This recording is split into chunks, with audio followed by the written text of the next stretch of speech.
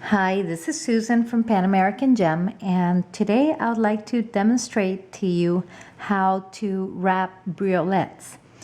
So the materials that we'll need are wire, cutting pliers, flat chain nose pliers, round needle nose pliers, a couple of briolettes, and in this case I'm going to demonstrate it with 3mm gold-filled beads, and at the end I'll put them on the lever back earrings so that you can see how it is that you are to open and close earring components. So I'll start by, you can cut a piece of wire a couple of inches long, give yourself plenty of space to work with. And what's most important is that you use a wire thickness that gets into the briolette top with ease, so that it doesn't jam, because their weakest spot is really that tip. And this happens to be a fairly hard stone, I guess you can call it, but some other stones are more brittle, and just manipulating the wire around the tip area, if it's too thick, you might just crack the tip off altogether and render the drop useless. So first thing I do is that I go ahead and feed it through, leave myself maybe 1.5 inches of wire to work with. So what I'm going to do is grab one end of the wire and push it upwards along the side of the briolette. So when I get to the very tip, what I'm going to do is that I'm going to use my nail to push away from the briolette and get this little shape, kind of like a clothes hanger. Okay, so that's what I do on the first side. And I straighten out the wire a little bit. With the second side, I'm going to pull so that I don't have any gaps, and kind of go ahead and cross in front of that, the shape that we initially made. I'm going to flip it so that it's easier for me to get my nail against the edge, and go ahead and do the same thing again. Use my nail to make that angle with the wire. So now that I have the two of them kind of meeting pretty close together, now I'm going to put the two ends of the wire fairly parallel to each other. The technique that I'm using, I'm going to be feeding a bead through it. I think it looks delicate and finished. So I'll do it this way, and if I have time, I'll demonstrate one additional way. If not, I can always put it in a separate video. So once you have the two wires through the bead, what I like to do, now you have to consider how they're going to hang on the earrings. So for instance, this earring has the loop that is going in this direction. So the loop that I make for the briolette has to be in the opposite direction so that they face forward. Okay, so keeping that in mind, I'm going to go ahead and do it. So I need to wrap one of the two wires first. So I'm going to come around and make a loop with this wire, go around, kind of lift up my pliers so that I have enough room, and this is basically a modification on the wire wrapped loop. So here we go. So that is the first part of the loop we're going to make. Now I'm going to take this little wire later and kind of feed it through the back. I'll show you how. Now I'm going to straighten that out and use my chain nose pliers to hold them together. Okay, So this is what I have right now. I have the loop with the long end, and then I have this end right here, which I'm just going to use as support, so that it doesn't come undone or unraveled. Some people like to wrap this initially at the bottom and then wrap this end and have them meet together in the center. I can demonstrate that to you. I just prefer to use this technique. So I will demonstrate it if, like I said, not in this one because of time constraints, then I'll do it on a separate video. And here we go. So now I'm going to wrap. I like to wrap away from me. And this one's going to have a little bit of a long wrapped end to it. So that's it. Got about as close as I can to the bead, and so I'm going to cut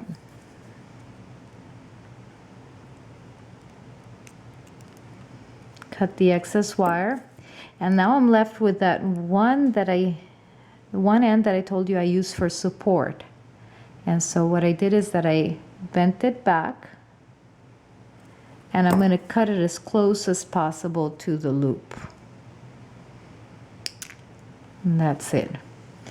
So that's what it looks like. I'm going to show you how to put it on an earring finding. Most of the earring findings have an open loop at the bottom, and the way that you spread it open is to the side. You just grab it with the flat nose pliers, the chain nose pliers, and kind of separate it a little bit by twisting to one side, not spreading the ring open. If you spread the ring open, you weaken it, and it's kind of hard to get it to match up again. And so, was it enough? No, I guess I gotta open it just a little more to get my briolette in it. Here we go.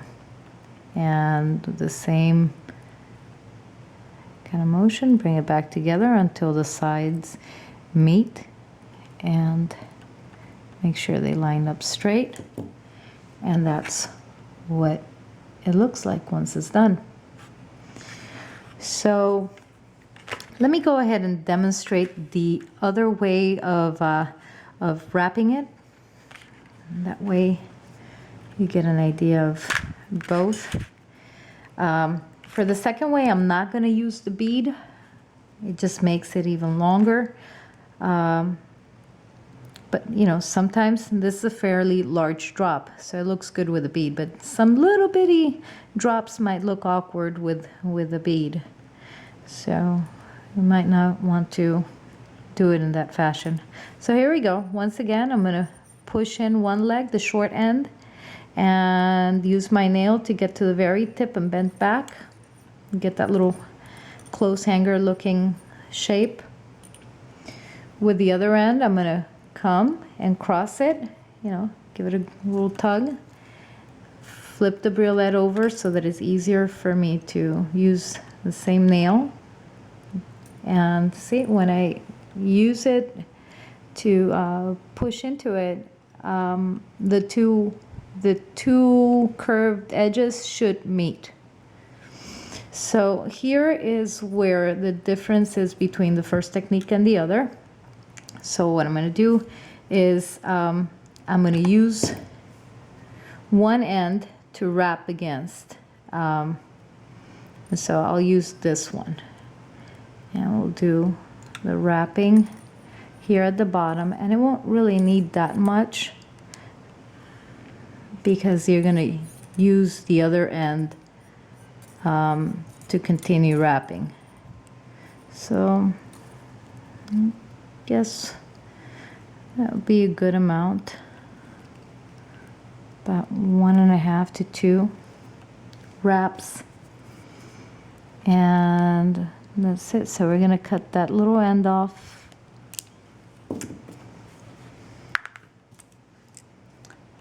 And now I'm going to do the what would be a normal wrap loop. So, oops, I'm going in the opposite direction. We do want to hang it on that earring, so let me wrap in that direction instead so that the drop faces front rather than sideways. All right, so here we go. We have that first loop. I'm going to put my pliers right in the middle where they both meet and give it a half a turn, a 90-degree turn. And we're going to end up with a loop. Looks like this. And I'm going to hold with the flat chain nose pliers. I'm going to hold the loop and I'm going to wrap away from me until, and you have to keep in mind that your wrapping has to be really close together, no gaps in between. I think one more little spin, that's good. Oh, here, gotta be careful not to twist the wire. I think that half a spin might have been a bit much. Right up to, right up to there. See.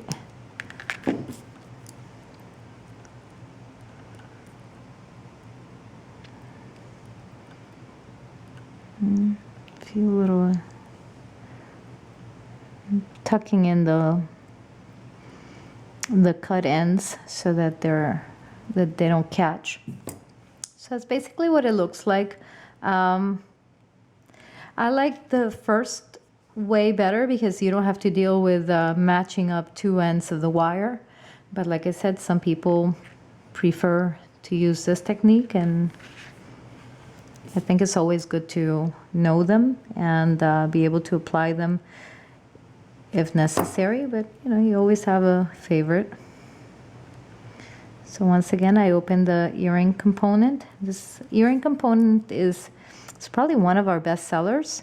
It's called the lever back. Comes also in 14 karat gold. This one here is 14 karat gold filled, and it comes in sterling silver. What's so comfortable about it is that you don't have to mess with the friction back. Sometimes with nails they're difficult to manage. They don't poke behind the ear, and they're really safe. Hardly anybody ever loses these. So there you have it. Please visit us at panamericangem.com. We sell all the components for this tutorial. And if you like, you can also share us on your favorite forum, Pinterest, Facebook. I hope you liked it. And like I said, please share the video or give us a like or a thumbs up. Have a nice day. Thank you.